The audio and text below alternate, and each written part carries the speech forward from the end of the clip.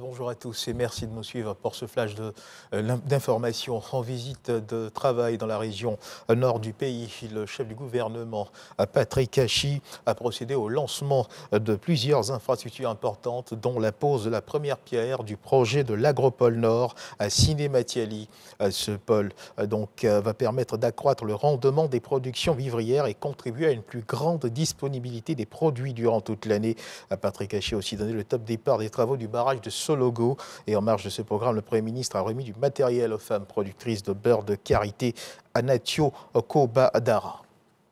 Toujours dans le fil de l'actualité, sachez qu'en prélude à la conférence ministérielle sur la coopération halieutique entre les États africains riverains de l'océan Atlantique qui s'ouvre à Tanger ce 29 juillet, c'est-à-dire demain, et à laquelle prend part la Côte d'Ivoire, notre reporter Jean-Louis Gbangbo a choisi de s'intéresser à une institution qu'abrite le pays hôte de cet événement, le Centre national de surveillance des navires de pêche par satellite basé à Rabat.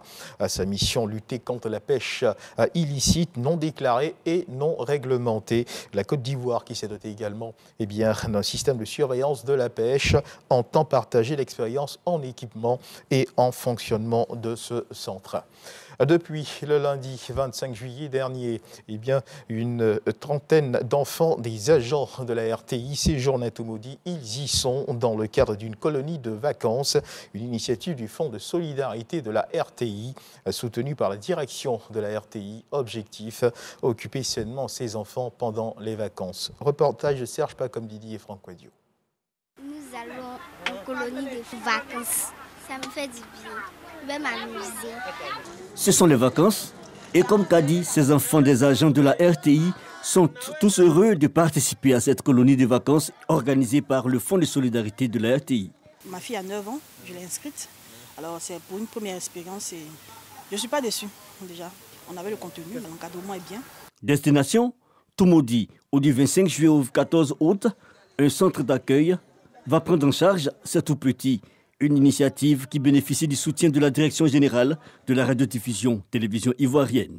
Ils feront des activités ludiques. En même temps, c'est une occasion de sortie du train-train quotidien d'Abidjan. Il y aura des occasions de sortie hors de la ville de Toumoudi, découverte de l'intérieur du pays, pour que les enfants comprennent aussi que tout n'est pas Abidjan, mais il y a aussi des éléments à découvrir. La Côte d'Ivoire est belle, pas seulement Abidjan. L'intérieur du pays aussi constitue des maillons essentiels dans notre environnement.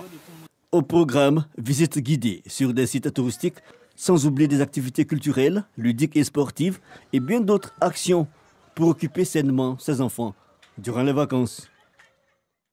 Et dans l'actualité internationale au Mali, au moins 15 soldats et 3 civils ont été tués hier mercredi dans 3 attaques coordonnées et attribuées à des terroristes, ce qui porte à 11 leur nombre en moins d'une semaine dans le pays, à Kolumba, près de la frontière mauritanienne, et à Sokolo, dans le centre du pays. Des attaques sont également survenues selon un communiqué de l'armée. Ces attaques interviennent 5 jours après celle de Kati, affiliée à Al-Qaïda. Cette attaque suicide commise avec 2 camions piégés avait tué un soldat malien et fait 6 blessés, dont un civil. Dans l'actualité internationale toujours au Sénégal, les préparatifs des législatives qui doivent se tenir ce dimanche sont en cours. Quelques 7 millions de Sénégalais sont appelés aux urnes. L'un des enjeux est celui de la participation. Il ne reste plus que quelques jours pour retirer les cartes d'électeurs auprès des commissions installées dans les sous-préfectures ou les mairies. Et on termine ce tour du monde de l'actualité internationale avec cette tournée engagée par le président français. Après sa visite au Cameroun et au Bénin, Emmanuel Macron, le président français, ce 28 juillet en Guinée-Bissau. Le président français réalise ce jeudi la 3e et dernière étape de sa tournée africaine. Le chef de l'État s'entretiendra avec son homologue Umaro Sissoko Embalo. Depuis le début du mois de juillet, la Guinée-Bissau, rappelons-le, assure la présidence tournante de la CEDEAO. Voilà qui marque la fin de ce flash d'information. Merci de nous avoir suivis. Je vous retrouve à 13h pour le journal.